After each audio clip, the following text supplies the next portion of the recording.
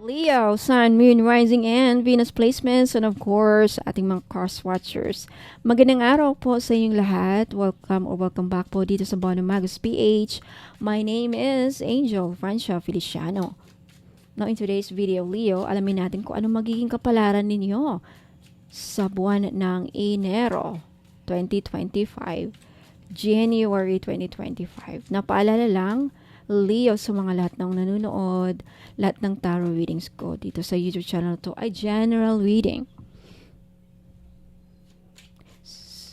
So, ibig sabihin, di lahat ay makaka-resonate. Alright, let's start. Leo. Alright, Leo, first energy, you have the Five of Cups. Okay. I think some of you, yung iba sa inyo sa buwan ng Enero, makaka-experience ng disappointment, panlulumo, hindi masaya, nalulungkot, medyo moody, parang gloomy, parang medyo a little bit depressed, pero wag naman sana, no? I think yung mindset nyo lang yan. Okay, kasi kung nakikita nyo dito sa baraha, nagpo-focus kasi kayo sa na tumbang cups. Ito yung mga disappointments, mga failure sa buhay. Pero hindi nyo nakikita sa likod, meron pang nakatayo. Ibig sabihin, hindi nyo lang siguro nakikita kung ano yung mga dapat pa nating ipagpasalamat. Nag-focus tayo sa negative. So the message here is sa buwan ng Enero, huwag masyadong mag-focus sa mga bagay na hindi nag-work sa buhay natin. Because there's a reason why hindi nangyari sa atin.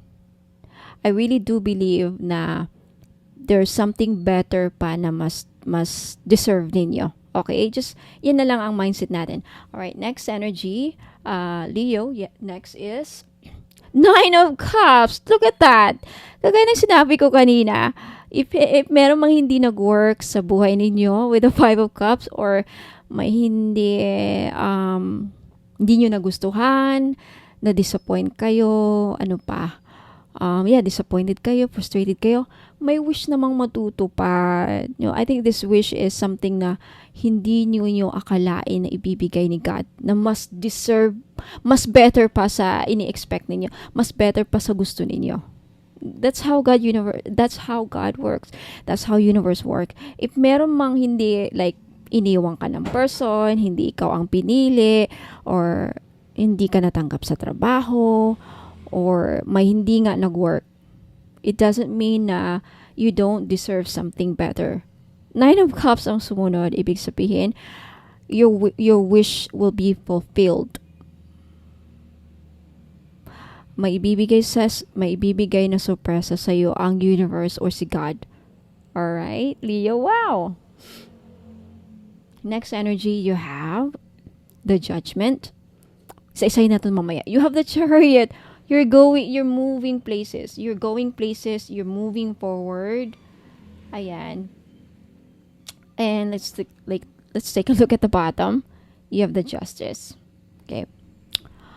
May hustisyang magaganap sa buhay ninyo. Makukuha nyo na yung hustisya na some of you, Leo, matagal yun nang hinahangad or gustong makamtan this Enero.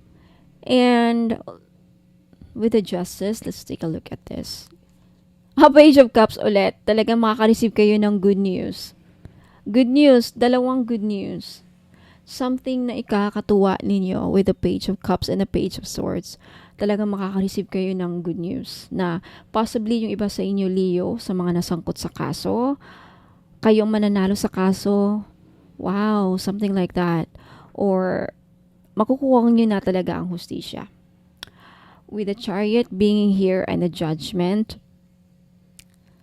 I think the universe giving you another chance to redeem yourself with the Judgment card. This is also a card of renewal. Ibig sabihin, binibigyan ka ni God ng isa pang pagkakataon na maiba ang iyong narrative. What is narrative? Maiba ang iyong kapalaran, maiba ang iyong story. And the Chariot means that I really do believe that you're going to make a right choice this month. You're going to make a right choice because with the Judgment, this also means that you are being guided and you are being protected. You have your angel with you. I believe this is Angel Michael, if I'm not mistaken. Either Angel Michael or Angel Gabriel ito. Kasi si Angel Michael sa Temperance, mukhang si Angel Gabriel ito.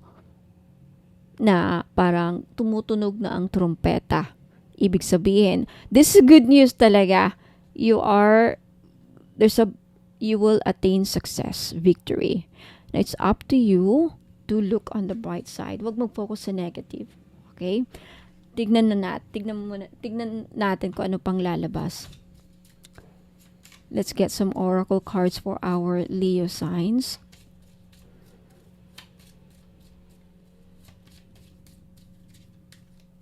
Leo,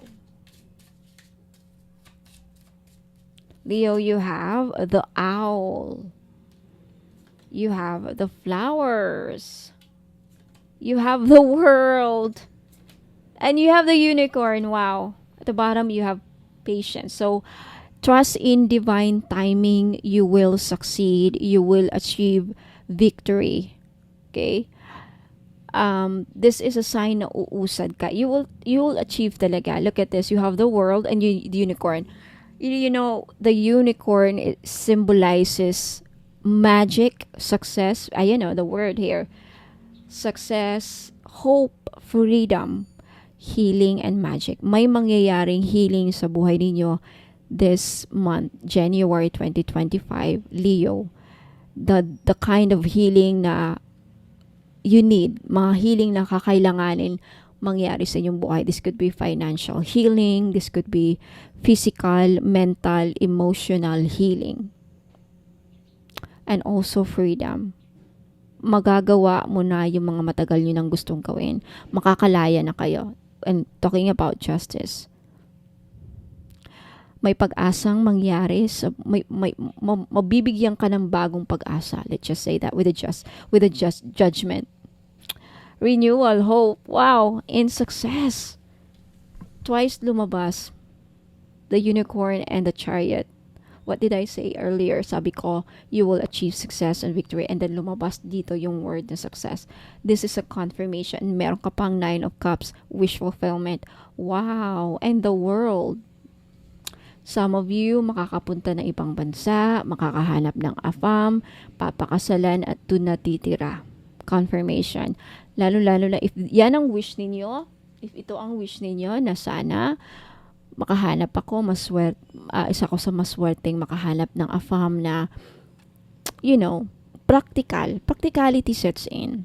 Right? There's no problem with that.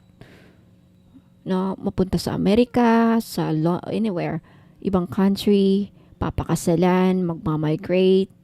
If this is not a farm, this could be you working abroad. If yan din ang pangarap mo, makapunta ng ibang bansa, makapagtrabaho, maging nurse sa ibang bansa, maging OFW sa ibang bansa. This is it. This is a confirmation. Or ulit. Kasi andyan yung judgment. This could be a renewal of contract. Wow! The fact of the flowers is here. Lumabas ulit ang success. Leo, you will achieve so many success in starting this month. Starting pa lang ha. This month. Lumabas ulit yung word success. 3 times success kasi andyan yung chariot. This card talks about success. Andito yung unicorn. Andito yung flowers. Emotional fulfillment. My wish talagang matutupad. My wish. Ang daming magagandang mangyayari sa buhay ninyo, Leo. You have no idea. That's why andyan yung judgment. Talagang, this is a gift from God. Wow, I love it. And you have the owl. That means you are being protected and guided because you have your animal spirit here. Aside sa unicorn, these are your animal spirits for the month of January. Makakatanggap kayo ng spiritual messages through sa dreams, sa mga nakikita nyo sa cellphone, animals, ayan. Wow, a period of transition. Talagang may pagbabago. Especially if Leo, sa mga nagdaang buwan nakaranas kayo ng disappointment. I believe this is your past energies. Especially sa mga Leos na lugmok nung nakaraang taon. Mga nagdaang buwan. walang nangyayari sa buhay, nalulungkot, nawawalan ng pag-asa. Five of Cups, andyan yung pag-asa, andito Unicorn and the Owl. A period of transition means a period of great changes. Talagang magbabago ang inyong kapalaran. So, huwag kayong mawala ng pag-asa. But, patience, divine timing. Kung hindi man mangyari sa buwan ng Enero, okay, divine timing. Oh, lumabas yung luck. Ay, nako, Leo! Financial abundance awaits for you. Awaits you in divine timing. So, it doesn't mean na itong reading na to ay sa January. It doesn't mean mangyayari sa January. But, binibigyan kayo ng message ngayong buwan na ito na in divine timing, for some of you, possibly mangyayari January or within this year, 2025. Kaya, focus lang, be positive about your life. Huwag kayong mawala ng pag-asa. Okay? Pwede nyo tong balikan at sabihin nyo sa akin, pag natapos ang 2025, walang nangyari sa inyong maganda. Walang nangyaring maganda sa buhay ninyo. But again, this is a general reading. Marami kayong Leo na nanonood. For those of Leo lang na makaka-resonate.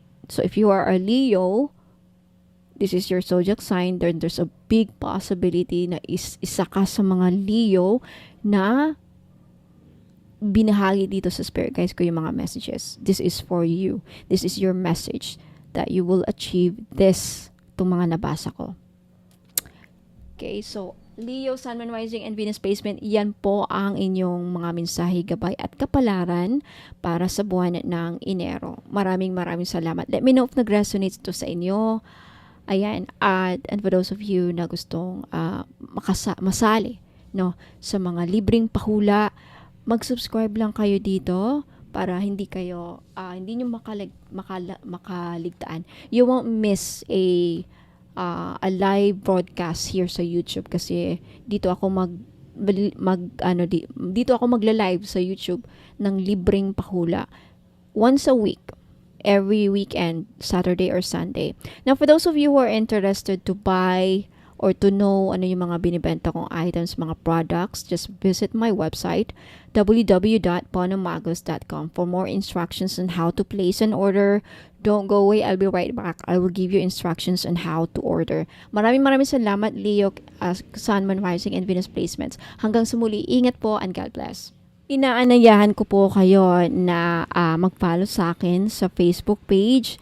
Ayan, sa mga interesado pong makita ang aking mga paninda, lahat ng mga pampaswerteng produkto na binibenta ko, makikita nyo po sa website ko. Okay?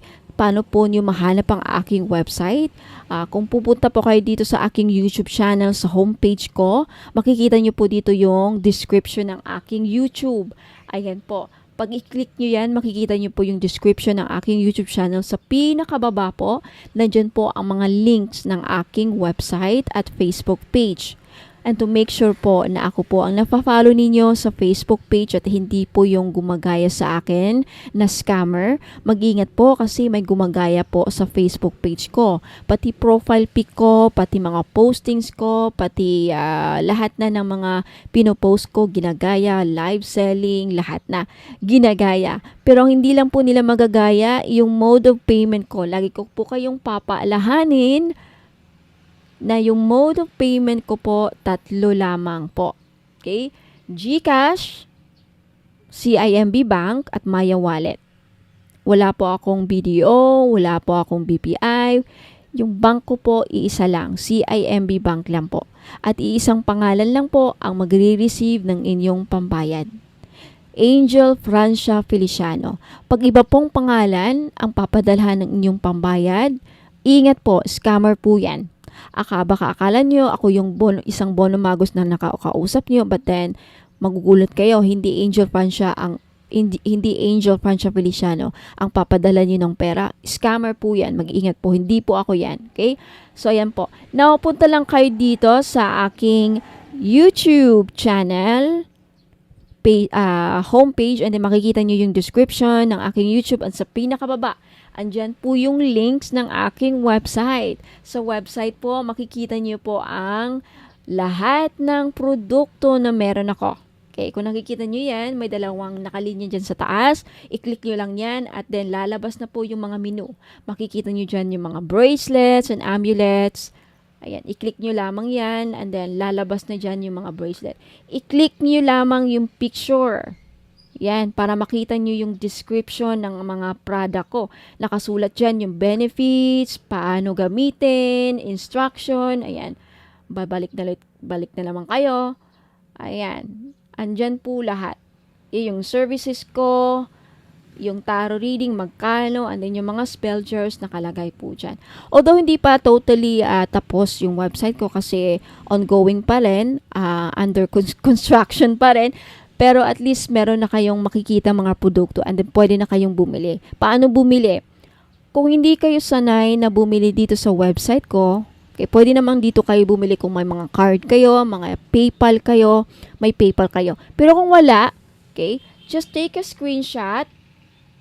Okay, so gusto nyong bilhin ng mga crystal necklace, ayan, i-click nyo lang yan mga madam at sir yung mga picture para makita ninyo. Lalabas yung mga description, makikita, mababasa ninyo kung para saan tong crystal na to. Take a screenshot of the item and then pagkatapos yun ang makuha, pagtapos na kayo sa mga screenshot ninyo, na-screenshot nyo na yung mga gusto nyong bilhin, ipadala nyo po dito sa Facebook page. Dito po kayo mag-click to make sure na ako po yung napafollow ninyo. Ayan. Mariredirect kayo din. I-message nyo sa akin yung mga, ipadala nyo sa akin sa messenger yung mga screenshot ninyo na nakuha nyo sa aking website. And then dun po ang ating transaction. Okay? So maraming salamat. Ingat po sa mga scammers ngayon. Okay? Ingat po and good luck. Maraming salamat po.